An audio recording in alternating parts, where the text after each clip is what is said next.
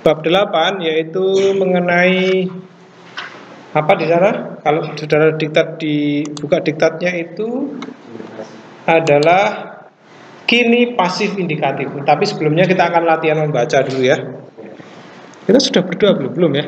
Belum. Mari kita berdoa dengan mengucapkan Bapa kami dalam bahasa Yunani. Sudah hafal? Belum hafal. Boleh mencontek ya. Doa tapi nyontek ya. Boleh mencontek. Silahkan dibuka contekannya. Oke, sudah? Mari kita berdoa. Pater hemon ho entois pranois hagias teto to honomasu el teto he basileasu kene teto to telemasu hos en ranu kai bikis ton arton hemon ton epiusion dos hemin semeron kai aves semin ta ofilemata hemon hos kai hemis ave kamen tois ofiletais hemon kai me esenenkes hemas espirasmon Alarusai emas apotu poneru Hotisu estin he basilea Kai hedunamis Kai edoksa eistus ayonas. Amin. Ekaristo. Terima kasih. Kita akan membaca Anaginosto. Saya akan baca ya. Kita akan membaca. Kalau kita akan membaca berarti Anaginos. Apa tadi membaca? Kalau Anaginosko orang pertama tunggal. Kalau kita akan baca berarti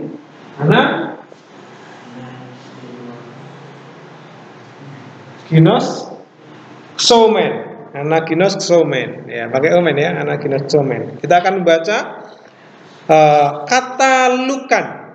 Katalukan berarti surat Injil Lukas ya. Injil menurut Lukas. Katalukan. Ya. Kalau di dalam Alkitab ini saudara lihat di sini ada kata lukan, berarti menurut Lukas. Nah, inilah Alkitab versi atau terjemahan atau salinan Nestle Aland edisi 28 ya.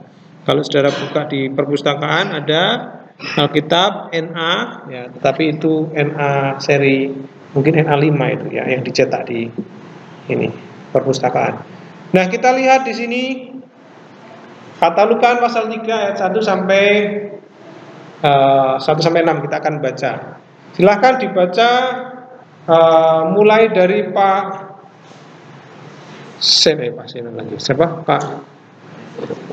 Tefri. Saya selalu ketukar Pak Tefri dengan Pak siapa?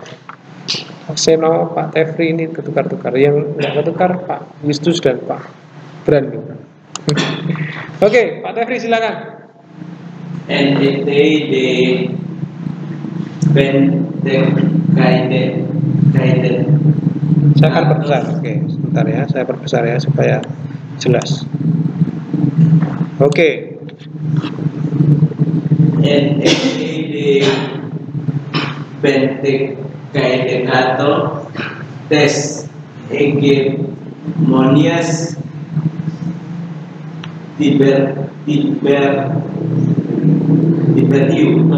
Tiberiu Kaisar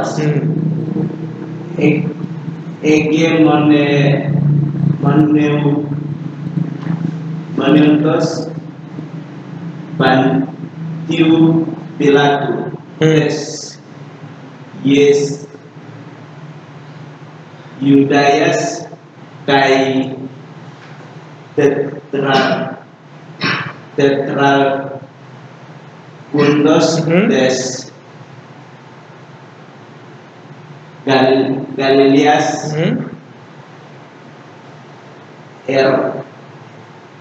Erodu. Ada tapi dengan apa itu? Kalau saudara perhatikan di sana ada tanda nafas, jadi harus dibaca Herodu.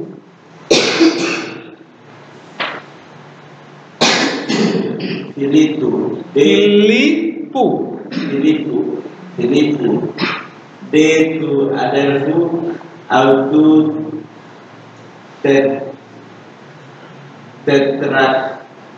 tetrapuntos, Tetra ar. Ada double A ya. Tetra arpuntos. tetrapuntos tes Tes itu itu rayas. Oke. kai trakonitidos Trakonitidos. koras kai las Ini dibaca lu. lusan new tes abilenes tetra puntos. Oke, sampai di situ. Tetra arpuntos. Ya. NET di dalam tahun ini tetapi atau lalu maka di tahun atau ketika di tahun ke-15. Hegemonias itu pemerintahan. Ya, hegemonias pemerintahan Tiberius Kaisaros, Kaisar Tiberius. Hegemonontos Pontius Pilatus Yudaeus itu artinya apa? Ketika merajai atau menjadi gubernur ya. Ketika Pontius Pilatus menjadi gubernur dari Yudaeus, dari Yudea. Dan raja wilayah Galilea itu Herodes. Ketika Herodes raja wilayah Galilea. Jadi kaisar yang paling tinggi namanya Tiberius. Di bawah Tiberius itu ada raja wilayah, ada gubernur. Gubernurnya siapa saja? Pontius Pilatus. Lalu ada Herodes, ya, raja wilayah Galilea. Herodes. Lalu ada Filipus, saudaranya. Ya, Filipus saudaranya, saudara Herodes tadi ya. Itu juga raja wilayah atau merajai wilayah, memimpin wilayah Iturias dan Trakonitidos, daerah Trakonitidos. Jadi itu daerah kekuasaannya Filipus ya, saudara Herodes. Kemudian Lusaius itu juga menguasai atau merajai wilayah Abilenes. Ya, jadi itu ada Tiberius kaisarnya, lalu di bawahnya ada raja-raja wilayah. Pada masa itulah terjadi sesuatu. Nah, terjadi apa nanti kita akan lihat. Lalu pada masa apa lagi selain raja politik, juga pada masa imam. Pada masa imam apa? Ini ayat yang kedua. Ayat yang kedua. Silahkan dibaca Pak Brandu. Ayat 2. Happy Archiereos. Ini ada tanda nafas. Hana. Kayafa.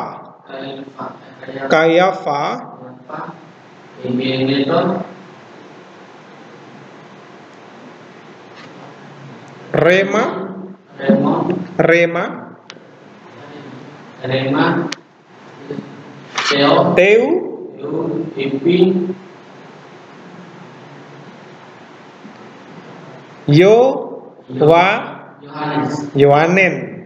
Yohanen ya, Yohanes, tapi ini dibaca Yohanen.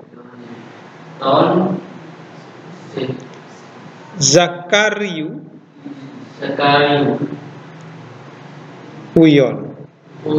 Oke.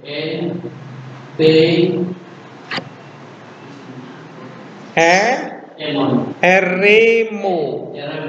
Ini ini E. Epsilon eta, jadi eremo atau erimo, kadang-kadang dibaca seperti itu. Oke. Pada masa atau pada waktu imam besar Hana dan Kayafas. Jadi kalau tadi pemimpin politiknya itu Tiberius, Kaisar Tiberius, imam besarnya siapa? Imam besarnya pada waktu imam besar Hana dan Kayafas. Apa yang terjadi? Rema tuteu, firman Allah ikinetu telah datang melalui atau kepada Yohanes ton Zakariu Wion. Zakariu itu apa? Zakaria. Tapi menggunakan genitif, berarti milik ya. Nah, ton Zakariu Wion, anak Zakaria. Di sini saudara perhatikan, ada masalah enggak? Apa itu? Ini ada masalah enggak? Masalahnya apa? Akhirannya tidak sama. Ini kalau saya keluarkan bentar. Akhirannya tidak sama. Harusnya kalau ton akhirannya apa? On, betul. Kok di sini Zakariu? Nah, Zakariu itu genitif harusnya apa di sini? Tu. Harusnya ya, tu Zakariu. Tapi di sini kok ton Zakariu? Apakah itu kesalahan tulis? Tidak, tapi ton ini sebenarnya miliknya ini. Nah, ini dia. Inilah cara menulis teks perjanjian baru di dalam bahasa Yunani. Kadangkala artikel di dalam sebuah kata itu disisipi oleh kata lain. Disisipi oleh kata lain. Apa tujuannya? Supaya mengikat. Ya kira-kira seperti itu. Supaya mengikat. Jadi ton Zakariu Wion itu yang ditekankan adalah anaknya. Ton. Anak siapa? Nah, anak milik Zakariu. Nah, gitu ya. Jadi bukan tu Zakariu Wion tapi ton Zakariu Wion. Kalau sudah seperti ini berarti ini nggak bisa dipisah. Kalau sudah ada seperti ini. Ente eremo. Tadi kita lihat eremo ya. Apa itu eremo? Eremos? Loh, sudah lupa apa ya? Padang belantara ya. Tadi dikuiskan sudah lupa. Nah, itu dia. Sudah lupa. Nah, kita juga menemukan dari dua ayat itu preposisi yang sudah kita pelajari kemarin ya. Saudara lihat di situ ada epi. Betul ya? Nah, tetapi perhatikan mulai dari ayat 1 ada n, ayat 2 ada epi. N ini kalau kemarin kita pelajari bisa dengan, dalam, kepada, di dalam, atau pada, ya di atas. Ini n. Maka kalau di sini tahun, lebih baik dalam tahun atau pada tahun. Pada, ya. Sekalipun bisa dengan, bersama, dalam, ya kan? Tetapi kalau kata yang diterangkan itu keterangan waktu, tahun itu kan keterangan waktu ya. Ya, sebuah kata benda yang menyatakan waktu. Maka kita juga harus menyesuaikan preposisinya. Ya, bukan dengan tahun tapi pada tahun. Nah, kita jumpai di sini epi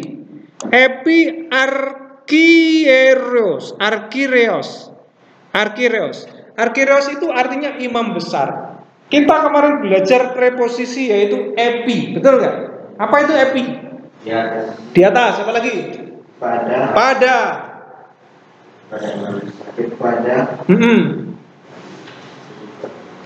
Nah, betul. Jadi bisa di atas, bisa pada. Di sini imam besar, artinya imam besar. Arkireos itu imam besar. Kira-kira pada imam besar atau di atas imam besar? Pada imam besar. Ya, bisa pada, artinya pada saat imam besar. Itu menjelaskan keterangan waktu ya. Sama-sama menerangkan waktu. Nah, sama-sama menerangkan waktu. Waktunya pemerintahan ini, waktunya imam besar Hana dan Kayafas. Jadi ini keterangan waktu. Kalau zaman sekarang menunjukkan waktu itu pakai apa? Bukan pada masa, pada waktu gitu enggak, tapi langsung apa? Tanggal, bulan, tahun, ya kan? Kalau sekarang tanggal berapa sekarang? 6 bulan 11 tahun 2024. Itu kalau sekarang. Tapi kalau zaman dulu orang menyebut waktu itu tidak sedetail sekarang. Karena kalender Masehi itu baru dibuat sejak zaman Romawi ini ya. Nah, zaman Romawi itu dibuatlah kalender Masehi. Nah, sebelum itu orang menyebut waktu itu ya ini dengan menunjuk pemerintahan siapa, dengan menunjuk masa imam besar siapa. Itu caranya. Nah, contoh lagi kalau saudara lihat di dalam kitab Rut. Nah, ini kita lihat kitab Rut ya. Kitab Rut, oh ini Bizantinya. Kitab Rut, ini kita pakai bahasa Indonesia aja.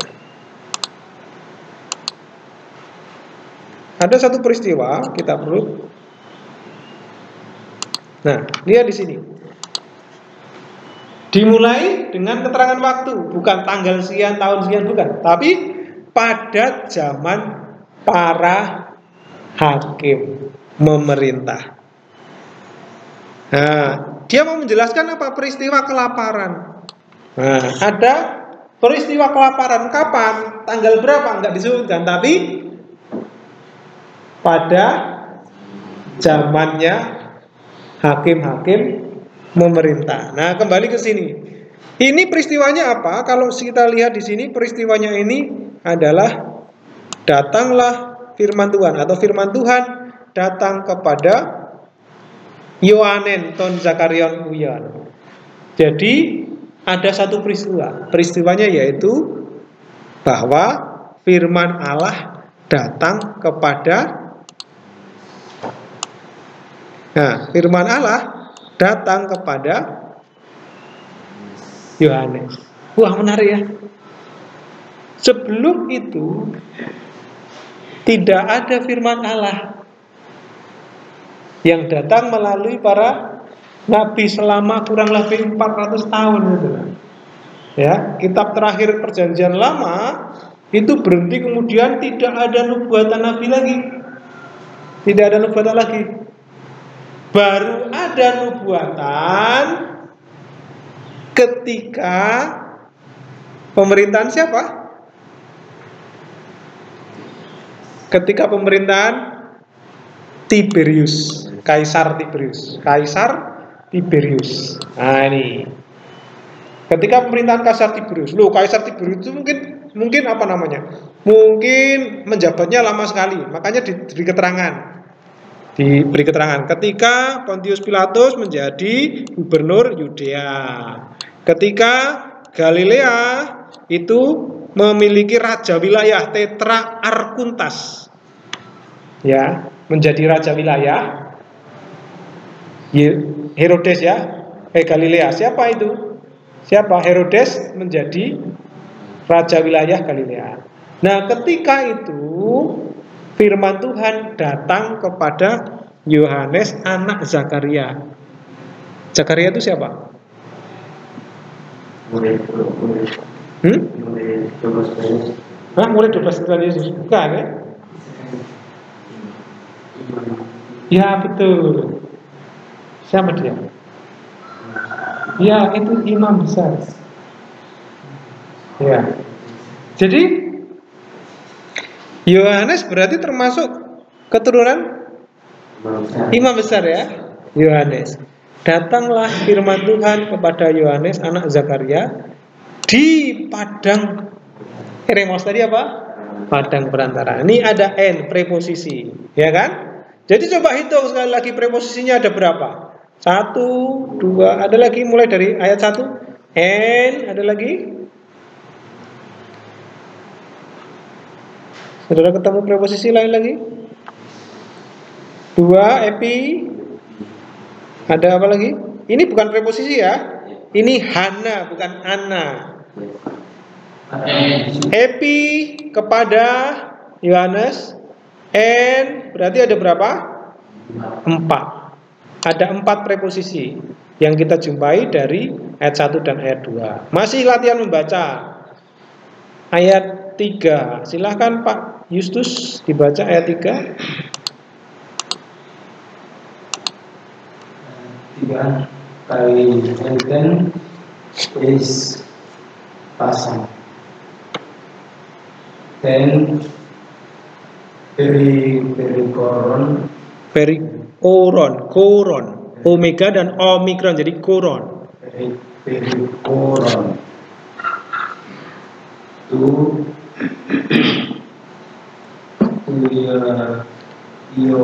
Yordan, To Yordanu,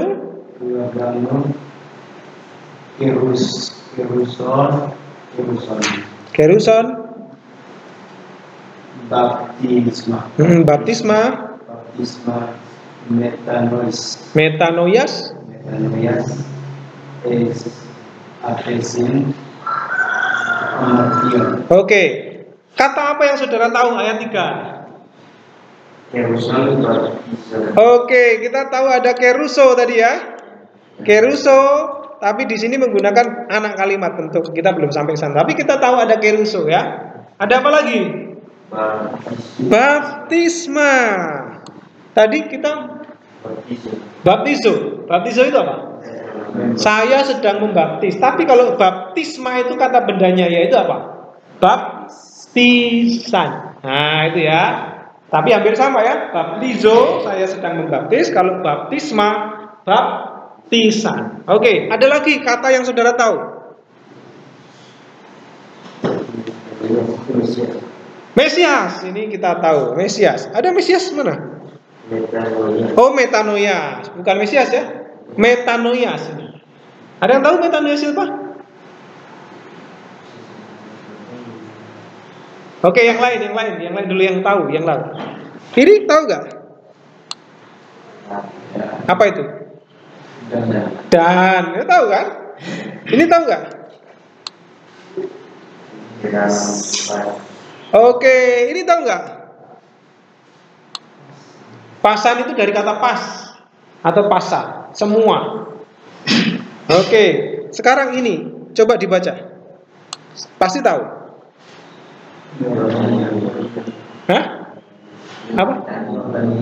Yordanu. Berarti apa itu? Yordan. Yordan.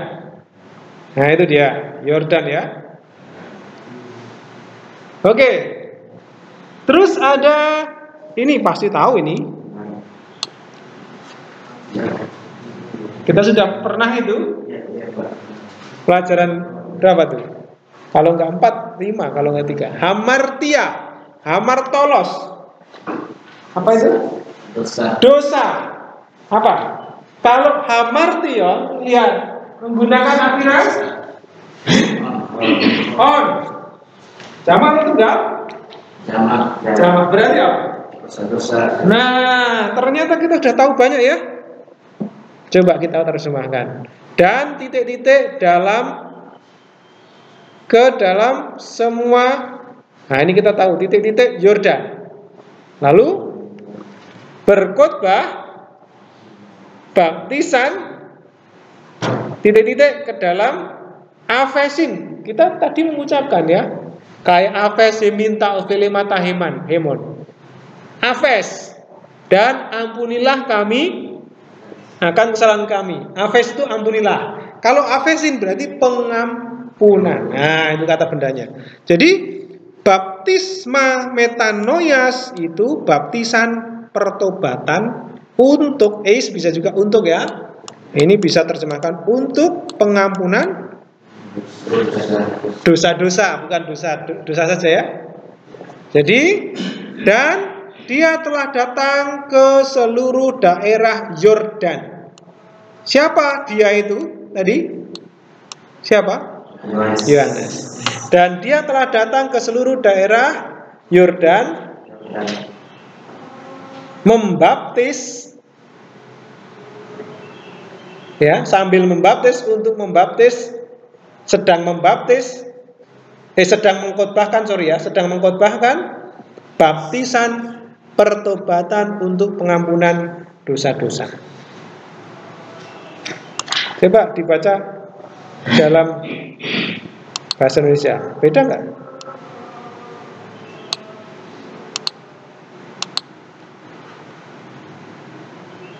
Beda nggak? Datanglah Yohanes ke seluruh daerah Yordan dan. Nah ini, sorry. Nah ini,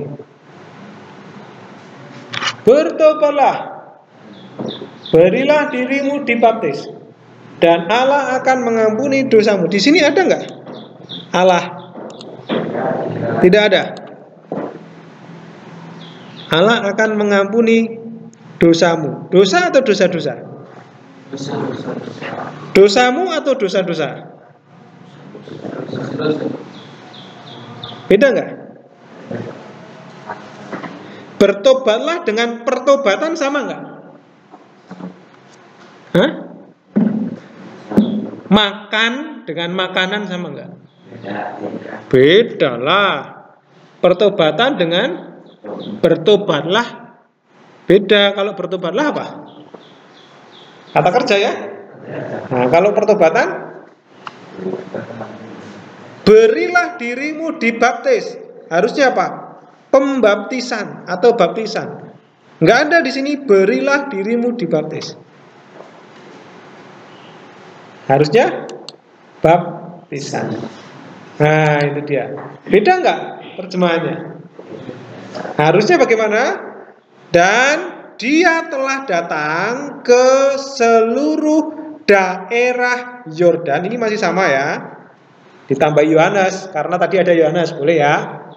Nah, dan Yohanes telah datang, dia telah datang ke seluruh daerah Yordan dan menyerukan atau dan berkhotbah. Lalu berkhotbah, kemudian berkhotbah baptisan. Ini bukan bertobatlah, berilah dirimu dibaptis, tapi berkhotbah baptisan pertobatan untuk pengampunan dosa. Jadi yang dikhotbahkan apa? Nah, yang dikhotbahkan itu adalah baptisan pertobatan untuk pengampunan dosa. Sekali lagi, apa isi baptisan? Apa isi khotbahnya? Baptisan pertobatan untuk pengampunan dosa-dosa. Itu dia. Itu yang dikhotbahkan oleh Yohanes. Pak, apakah terjemahan salah? Ya enggak, sama aja ya. Kalau mengkhotbahkan pertobatan, baptisan pertobatan untuk pengampunan dosa, caranya gimana? Ya, seperti ini, bertobatlah dan berilah dirimu dibaptis. Nah, itu mungkin caranya. Tapi sebenarnya teksnya tidak demikian. Teksnya adalah baptisan pertobatan untuk pengampunan dosa-dosa. Nah, jadi itu ya. Itu bedanya. Oke, mungkin sekarang sudah direvisi mungkin ya. Mungkin terjemahnya sudah direvisi. Nomor 4 silakan dibaca, Pak Seno. All gegraftai and below logon all so apa ini? Hesayu tu profetu. Oke. Nomor 4, ayat 4 ya. Kita lihat dulu ayat 4. Ada yang sudah kita ketahui? Coba ayat 4. Apa? Logon. Apa itu? Dari kata logos. Lihat. Berarti apa yang kita jumpai adalah berbagai kata yang sudah berubah kasus kan? Kita menghafalkan logos, tapi kadang-kadang kita berjumpa dengan logon. Sudah berubah, bukan cuma kasus, tapi sudah berubah apanya? Jumlahnya, ya kan? Sudah berubah kasusnya, ya kan? Nah, apalagi yang kita tahu? Profetu sudah berubah kasus lagi, ya kan? Dari kata profetes. Ya, profetes. Tapi di situ kita bertemu dengan profetu. Nah, itu kita sudah mencicipi apa yang ada di dalam teks dari sejak sekarang. Jadi kita tidak hanya belajar teori terus ya kan, tapi kita teori sedikit tapi langsung masuk ke teks, lihat ke teks. Supaya kita bisa ibaratnya langsung latihan berenang. Kalau teori berenang itu teorinya di ruangan terus nggak pernah masuk kolam, kira-kira bagaimana? Ya hafal teorinya tapi nggak pernah Nggak pernah praktek, nggak bisa merasakan gimana tenggelam, megap-megap, ya kan? Gimana caranya mengambang? Nggak bisa, ya kan? Sama seperti belajar bahasa Yunani itu, kita belajar teorinya, langsung praktek. Ya, memang mungkin, waduh Pak, saya banyak yang nggak ngerti, megap-megap. Ya biasa itu ya, karena kita belum banyak yang bisa kita pelajari, ya baru berapa bulan saja. Ada lagi yang saudara tahu selain profetu dan logon? Yesayu, apa itu Yesayu? Yesaya, karena ini nama orang ya. Ada banyak nama orang, Yesayu, Yesaya. Ada lagi? Preposisi ya. And lalu ada ini, kalau saudara pernah mendengar kata grafo? Pernah? Grafo ya? Apa itu grafo? Saya sedang Saya sedang? Wah, itu hafalan awal-awal ya, grafo. Menulis. Itu bab berapa Pak Justus? Bab 3 itu kosakata pertama kali yang saudara hafalkan. Ya, menulis ya. Nah, di sini kita bertemu dengan kata yang mirip, gegraptai. Itu kata dasarnya grafo. Ya, grafo. Nah, di sini kita akan terjemahkan. Pak, kok jadi gegraptai itu apa, atau tambahannya kok bisa? Ya nanti ya, kita akan pelan-pelan ya. Pelan-pelan perubahannya nanti. Tapi kita tahu grafo. Grafo itu menulis. Di sini artinya apa? Seperti ada tertulis, atau telah dan masih ada tertulis di dalam Biblio, Bible. Bible apa? Kitab atau buku. Seperti telah ada dan masih ada tertulis di dalam kitab. Di dalam kitab, kata-kata, perkataan-perkataan atau nubuatan-nubuatan boleh ya. Tapi ini kata-kata, logos itu, logos. Yesaya. Siapa itu? Nabi itu. Sebagaimana yang tertulis di dalam, atau sebagaimana ada tertulis dalam kitab kata-kata Yesaya Nabi itu, kata-katanya apa? Nah, ini ditulis cetak miring. Ini kitab Yesaya. Yang dicetak miring itu dari kitab Yesaya. Pak, siapa tadi yang belum baca? Pak, silakan dibaca. Ya, ini mulai dari sini, yang miring ini.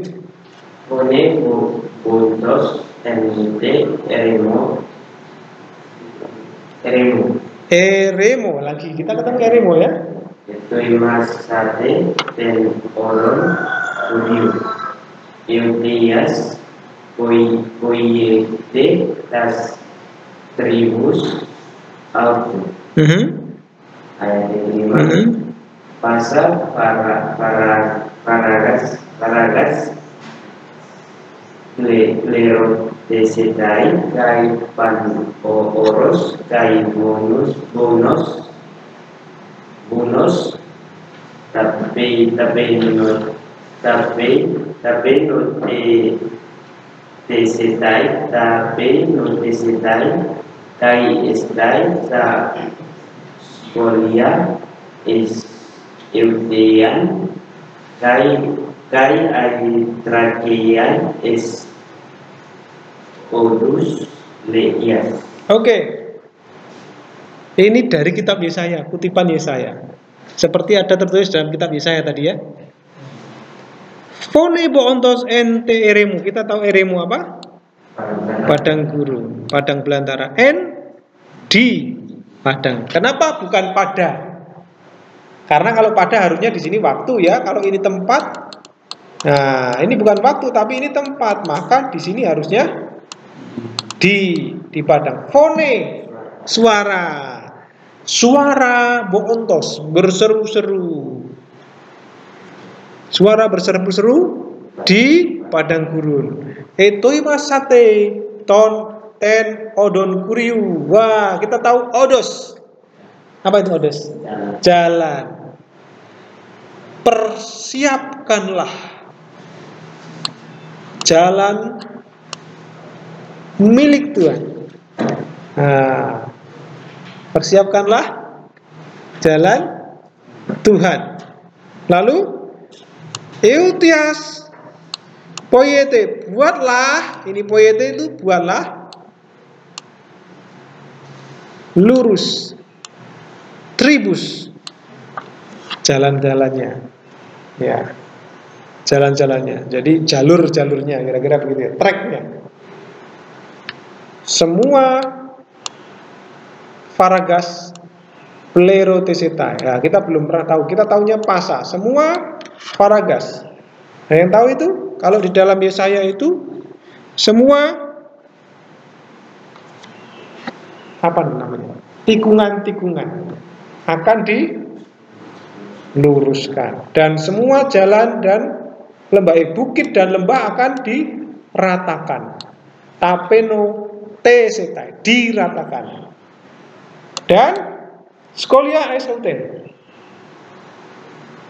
Dan setiap skolia itu cekungan-cekungan, apa ya namanya? Apa namanya? Tikungan-tikungan, semacam tikungan, belok-belok, liku-liku. Semua yang berliku-liku akan diratakan dan semua trakea Eisodos akan menjadi jalan mulus. Ya, semua gerunjalan, semua apa namanya? Gerunjalan itu apa? Jalan yang tidak rata itu apa? Semua yang naik turun apa namanya? Trakea itu semacam apa? Jalan yang berlubang-lubang gitu ya, kira-kira. Nah, itu akan menjadi jalan yang lurus. Itu yang tertulis dalam kitab Yesaya. Oke, itu sajalah ya latihan membacanya, jangan banyak-banyak dulu. Nah, jadi dari situ kita sudah menjumpai ternyata preposisi itu selalu muncul, betul ya? Selalu kita jumpai, maka kita akan mengingatnya, jangan dilupakan preposisi itu. Nah, sekarang kalau kita perhatikan di bab yang ke-8, kita akan mempelajari satu kata kerja. Kalau kemarin kita sudah mempelajari kata kerja aktif, sekarang kita akan pelajari kata kerja pasif. Ya, di dalam bahasa Indonesia kata kerja pasif itu biasanya diterjemahkan dengan apa? Awalan apa? Kalau saya berdiri, kalau pasifnya saya didirikan, ya kan? Saya duduk, berarti pasifnya didudukkan, ya kan? Saya makan, berarti pasifnya dimakan. Berarti bentuk pasif itu menggunakan awalan di. Nah, itu ya. Nah, kalau kini berarti masih menggunakan tambahan keterangan waktu sedang. Kalau indikatif berarti itu kenyataan, bukan potensi. Nah, kosakata sudah kita hafalkan, lalu perhatikan di sini. Ini contoh lagi dalam bahasa Indonesia, kalimat pasif itu seperti ini. Hamba itu sedang diberi roti oleh raja di istana itu. Oke, itu contoh. Perhatikan. Contoh yang kedua, murid itu sedang diterima sebagai saudara melalui imannya. Ini bahasa Indonesia. Raja itu sedang dilayani dengan baik oleh pelayannya. Nah, saya mau tanya, subjeknya yang mana di sini?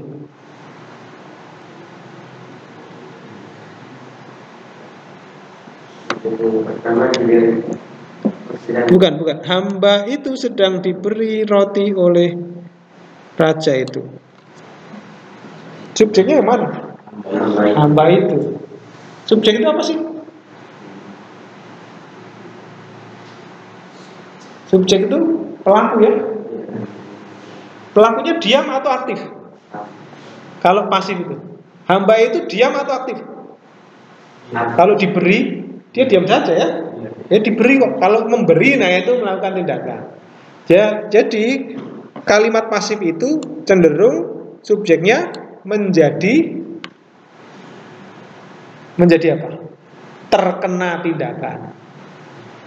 Pelakunya itu diam dan dia menjadi terkena, menjadi objek yang terkena tindakan. Nah, jadi itu.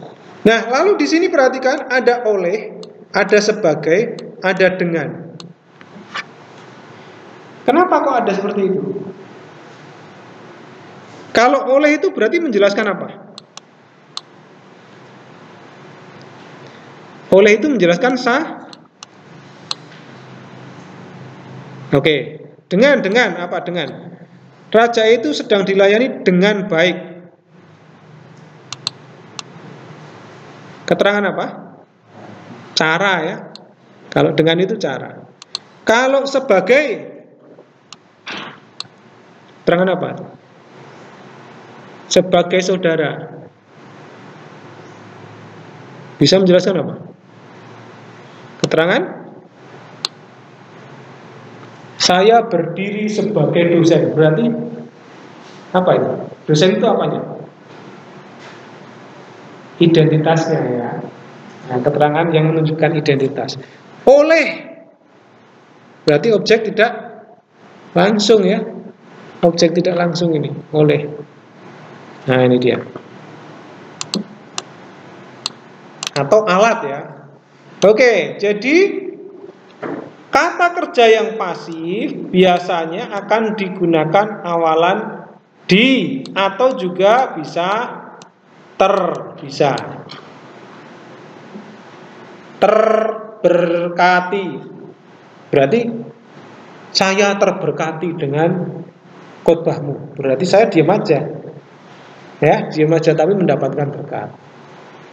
Saya teringat. Itu aktif atau pasif? Teringat.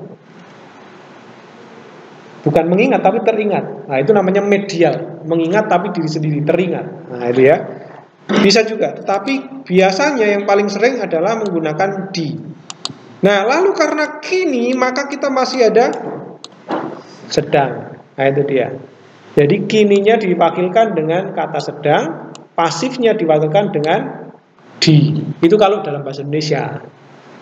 Kalau dalam bahasa Yunani bagaimana supaya berbunyi di tadi? Kalau dulu yang me itu menggunakan akhiran ini, lego contohnya ya. Lego, saya sedang berkata. Tapi kalau legomai, saya sedang dikatai. Nah, itu ya, pasif. Contoh, saya sedang menerima. Apa? Saya sedang menerima. Masih ingat? Lambano. Kalau saya sedang diterima, maka kita akan menggunakan yang ini. Lambano mai. Saya sedang diterima. Nah, ini dia. Jadi kata kerja kini pasif indikatif itu akan menggunakan akhiran yang ya, ini ya. Kini pasif indikatif akan menggunakan ini. Jelas ya? Contoh, kamu sedang menerima. Kita akan berkata lambanes. Lambanes. Kamu sedang menerima. Kalau kamu sedang diterima, is-nya kita ganti ini saja. Lambane. Ya, lambane. Dia sedang diterima. Lambane. Kita ganti diterimanya lambanetai. Oke, contoh lain di sini. Kalau kita mau menggunakan kata luo, saya sedang melepaskan. Kalau saya sedang dilepaskan jadinya apa? Luo. Luo. Kita ganti luomai. Saya sedang dilepaskan. Kamu sedang dilepaskan. Luwe. Dia sedang dilepaskan. Luwetai. Kami sedang dilepaskan. Luometa. Kalian sedang dilepaskan. Lueste. Mereka sedang dilepaskan. Luontai. Gampang ya? Kalau saudara sudah tahu kini aktif indikatif, pasti saudara gampang untuk mempelajari kini pasif indikatif karena hanya ganti akhiran saja. Oke, sampai di sini paham? atau belum? Jelas ya? Jadi kata kerja kini pasif indikatif akan menggunakan akhiran pasif, yaitu omai, etai, ometa, este, ontai. Nah, tetapi lihat, biasanya seperti yang tadi kita temukan, biasanya kata kerja pasif itu diikuti oleh preposisi yang menyatakan oleh, melalui, dengan. Nah, ini contohnya ya. Hamba itu sedang diberi roti oleh, ya kan? Itu untuk menambahkan keterangan. Raja itu sedang dilayani dengan titik-titik oleh titik-titik. Ya, ini ya. Ada tambahan-tambahan seperti itu. Itu kalau pasif. Maka perhatikan baik-baik, biasanya kalau ada kata kerja yang belakangnya diikuti oleh upo atau hupo, contoh didas ketai hupo tu angelu, maka itu berarti menyatakan apa? Pelaku asli yang melaksanakan tindakan terhadap subjek. Artinya apa? Ini pelaku aslinya ini. Ia sedang diajar oleh utusan itu. Pelaku aslinya siapa? Utusan itu. Utusan itu sedang mengajar. Ini pelaku aslinya. Kalau memberikan pelaku asli, maka biasanya ada kata depan hupo di sini. Jadi ciri dari pasif biasanya ya diikuti oleh apa tadi? Hupo atau dia atau Akhirnya apa? Omai, etai, ometa, este, bukan este ya, tapi este, ontai. Nah, plus ini, kadang-kadang ini, kadang-kadang ini, kadang-kadang ini. Ya, itu di dalam kalimat. Apakah selalu? Ya enggak selalu, tapi biasanya ada. Biasanya ada. Di sini apa? Kata dasar. Kata dasar plus ini. Ini rumusnya. Ya, terjemahnya apa? Titik-titik sedang di titik-titik bisa oleh, bisa melalui, bisa dengan. Kalau pelaku aslinya diterangkan, maka menggunakan upo. Nah, ini. Kalau pelakunya tidak langsung, maka digunakan kata dia, melalui. Berarti itu sarananya. Contoh, hokosmos genetai diautu. Kenapa kok hanya ditulis di saja? Masih ingat?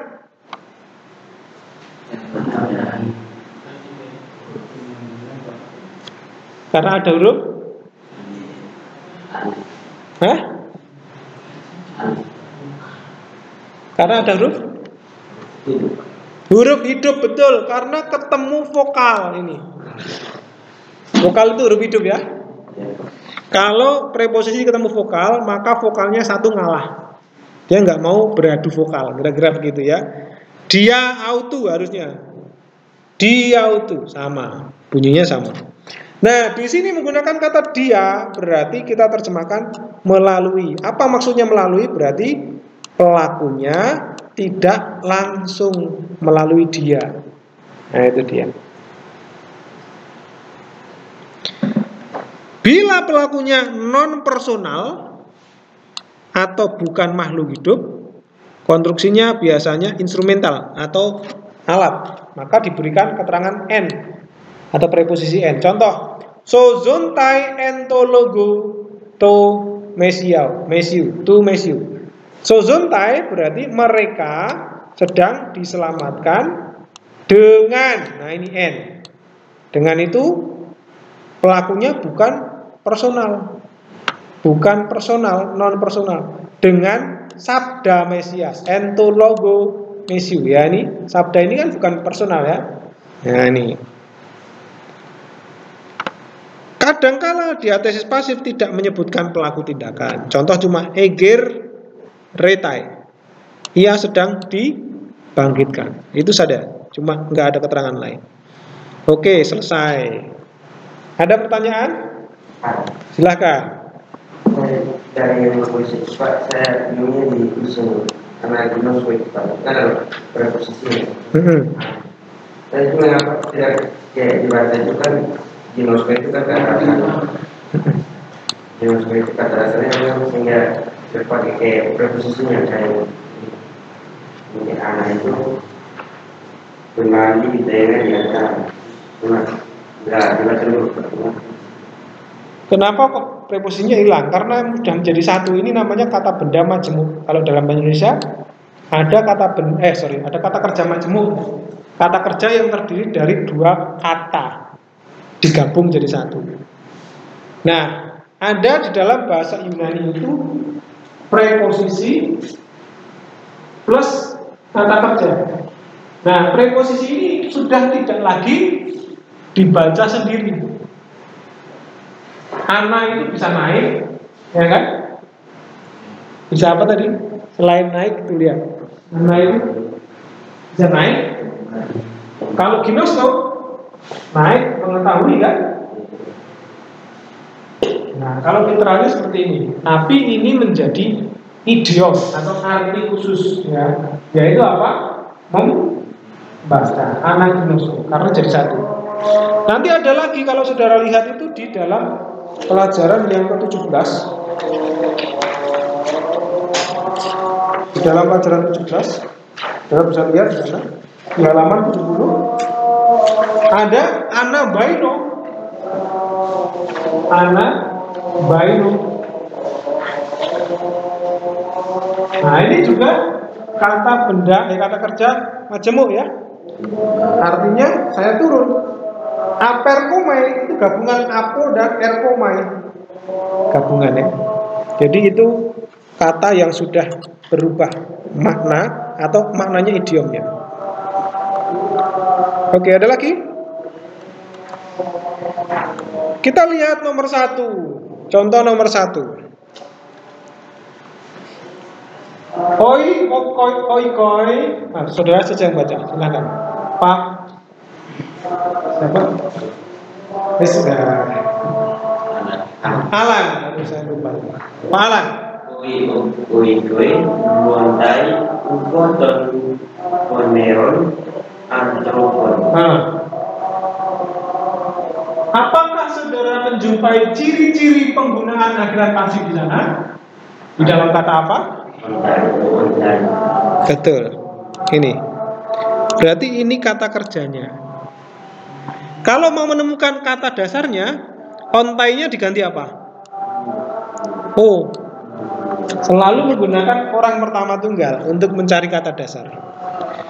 Ketemu ya, luo? Upo. Apa tadi? Preposisi. Terjemahannya? Oleh. Ya. Ton, poneron, antropon. Kata benda atau kata sifat poneron itu? Ini kata sifat, yang ini kata benda. Jadi jahat manusia atau manusia yang jahat? Nah, sekalipun urutannya terbalik. Jadi rumah-rumah itu sedang. Nah, lihat ini pasif. Kini pasif bukan aktif ya. Indikatif orang ketiga jamak ontai. Lihat. Mereka itu siapa? Mereka itu ya ini. Rumah-rumah itu sedang di Di atau me? Di, karena itu pasif. Sedang di luwo? Luwo apa? Lepaskan. Kalau rumah itu sedang dilepaskan atau dirobohkan kira-kira? Tepatnya. Ya. Bukan dilepaskan tapi dirobohkan ya. Upo. Oleh. Ton poneron antropon, oleh orang-orang yang jahat, bukan oleh yang jahat-jahat orang. Nah itu dia, itu contoh. Jelas ya? Oke, kalau jelas saya persilahkan nomor 2 bersama-sama. Silakan, saya beri waktu mungkin 5 menit ya untuk mengerjakan nomor 2. Yang sudah selesai angkat tangan dulu. Langsung diterjemahkan. Langsung terjemahkan saja. Ya, terjemahkan saja.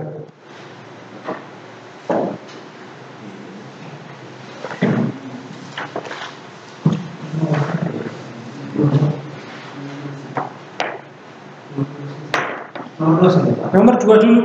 Nomor 2 nanti kalau sudah, siapa yang sudah selesai langsung angkat tangan, Pak, saya sudah selesai terjemahnya ini. 5 menit.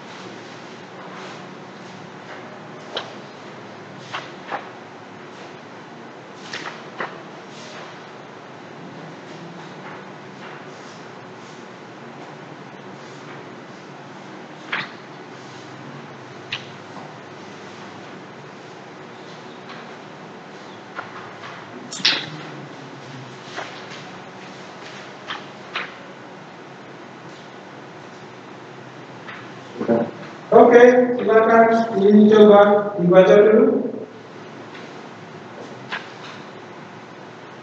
Aletheia dasketai en tuis logos tu apostolo. Oke, kata kerjanya yang mana? Atau mungkin langsung terjemahkan, boleh? Coba. Kebenaran itu sedang diajar dengan kata-kata rasul itu. Oke, perhatikan didas kita sedang diajar. Diajar atau diajarkan? Diajar. Kalau kebenaran itu tepatnya diajar atau diajarkan? Diajarkan. Diajarkan. Karena nggak mungkin kebenaran itu diajar. Kalau yang diajar itu murid diajar. Nah, boleh ya. Tapi kalau kebenaran diajar, nah kebenaran itu diajarkan gimana? Dengan kata-kata rasul itu. Dengan kata-kata rasul itu. Oke, boleh diajarkan dengan perkataan-kataan rasul itu. Oke, boleh. Bagus ya. Nomor 3, ada yang bisa?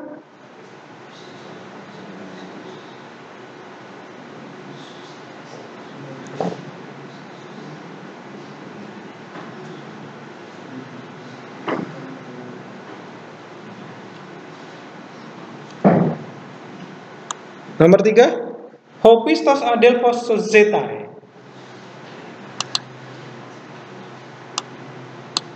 Ini kata kerjanya.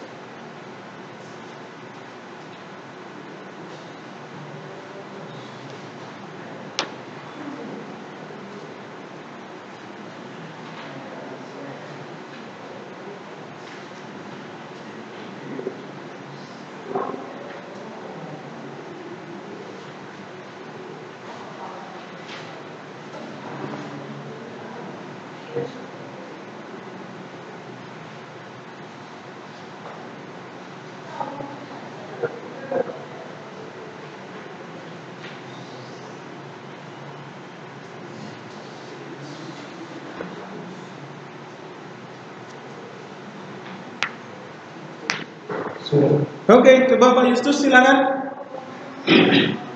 Saudara laki-laki yang setia itu sedang diselamatkan oleh murid dari Mesias. Wih, mantap. Oleh murid dari Mesias. Selain dari, bisa tak? Murid Mesias, milik Mesias itu. Bisa ya? Oke, bisa. Bisa. Murid Mesias itu, murid dari Mesias itu, murid milik Mesias itu. Boleh. Oke, bagus. Satu lagi. Yang lain nanti buat PR. Satu lagi, silahkan nomor 4.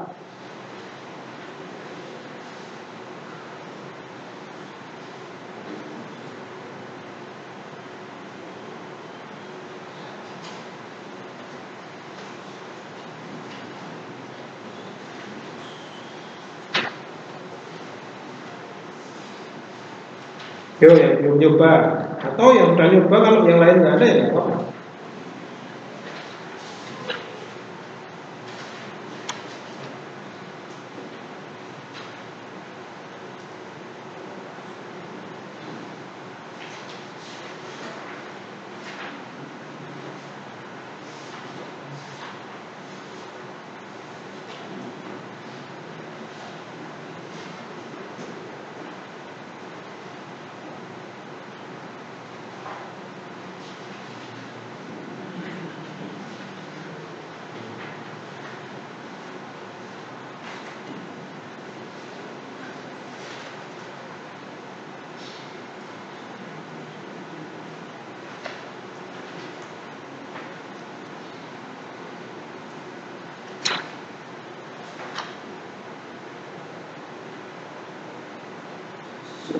Oke, siapa mau tak pikir sudah? Coba, ini sudah? Coba. Oke, Pak Alan, silakan Pak Alan. Anak Allah itu sedang berkhotbah, sedang berkhotbah tentang firman dan kebenaran. Oke, ada yang lain? Tentang firman, perhatikan kata apa yang diterjemahkan tentang firman. Anggapen. Itu ya. Itu ya. Bukan tentang. Apakah ada kata yang menjelaskan tentang itu? Sedang mengkhotbahkan kasih. Nah, karena ini kasusnya apa, lihat tuh. Anggapen. Lihat kasusnya apa? Kalau N itu kasusnya. Ini. Ya, anggapen ini kasusnya akusatif, jadi objek ya, tidak perlu tentang. Kalau yang tentang itu, nah ya, itulah pentingnya kita mempelajari kasus. Boleh menerjemahkan langsung, tapi jangan lupa dilihat kasusnya juga. Nggak perlu ditulis sih, nggak apa-apa. Tapi perhatikan kasusnya. Ini akusatif, jadi nggak boleh ditambahi tentang. Oke? Nah, nomor 5 sampai nomor berapa di dalam soal itu? 15 ya? 15 atau 14? 15. Kok saya punya 14? Satunya kemana?